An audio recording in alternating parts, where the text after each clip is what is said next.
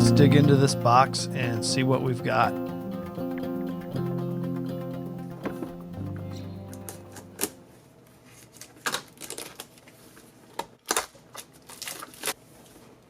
In this box, you have 2 transmitters and 1 receiver.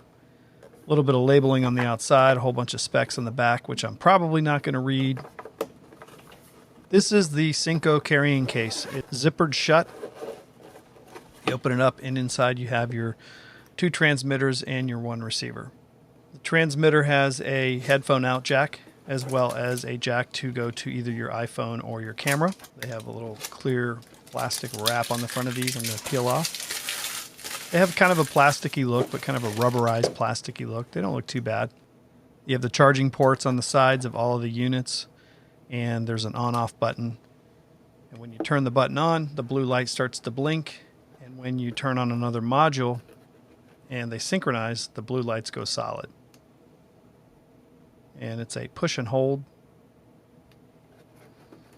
And you'll see the 2 blue lights go solid. That means those 2 devices are synchronized. Now, 1 transmitter is an A and 1 transmitter is a B. It's hard to determine which one is which. I'll probably end up labeling these so I can tell which is which, because you do have a volume control for the transmitters, which can come in handy. And when you turn off the receiver, both of the transmitters start to blink. So when they lose link, they blink. So if you see blinking blue lights, then you don't have a connection.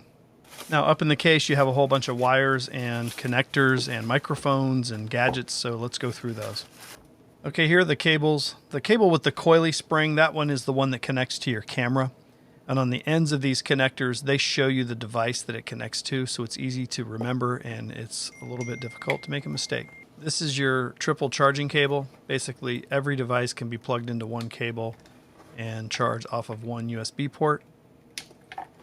And I'm not sure how long it takes to charge these, probably close to an hour. And supposedly they last for about 5 hours. I can't see needing this device more than a few hours at a time. So I think that'll be plenty. Some of the more expensive units will last longer, but these are lasting, I think they say, for an hour. These are 2.4 gigahertz. They will be a little bit more quiet than like a UHF transmitter. And then this is the iPhone cable. And you're going to need the iPhone adapter to plug it into the lightning port. And here are your 2 microphones. These are raw and bare with no clips or foam on top. Decent looking mics. So here's your reset pin. If you have to reset a unit and set it back to factory standards, you can just push that into the side holes on these devices and reset it. I can't imagine why I would need to do that, but it's there if you need it. And these are the clips for the microphones. They're just like any other lapel mic clips, spring-loaded, and then they just attach right to the barrel. Pretty simple. Pretty strong.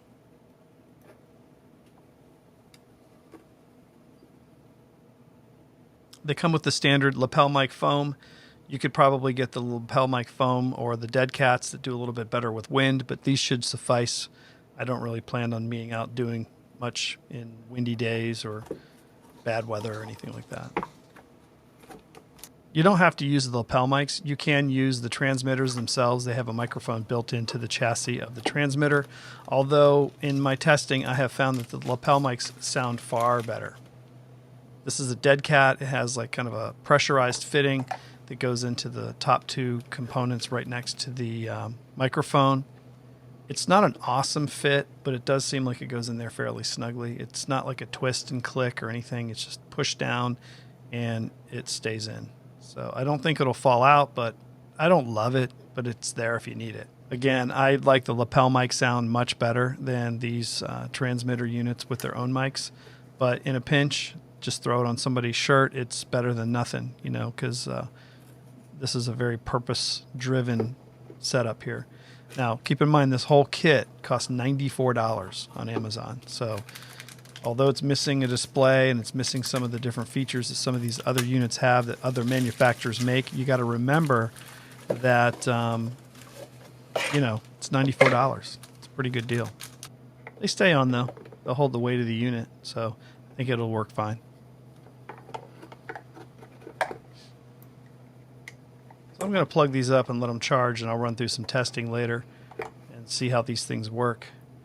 But everything fits in the carrying case, and it all travels together. It's not the best case in the world, and it's not one of the charging cases. I've seen some of those from other manufacturers, and that seems really cool.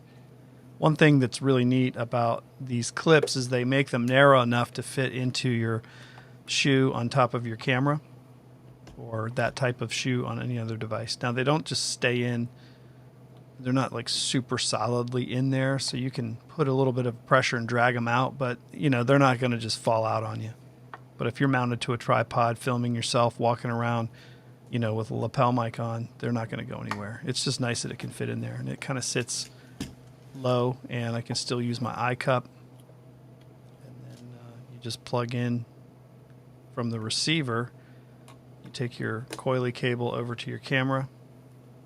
And the end that shows a camera on it, you plug it into your camera, and then you can adjust the volume levels of your Synco system to have the proper levels into your camera.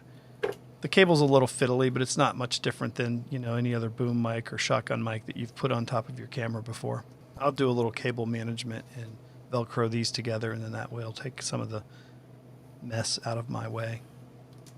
But yeah, all in all, these seem to be pretty decent, and can't wait to test them out and see how they work.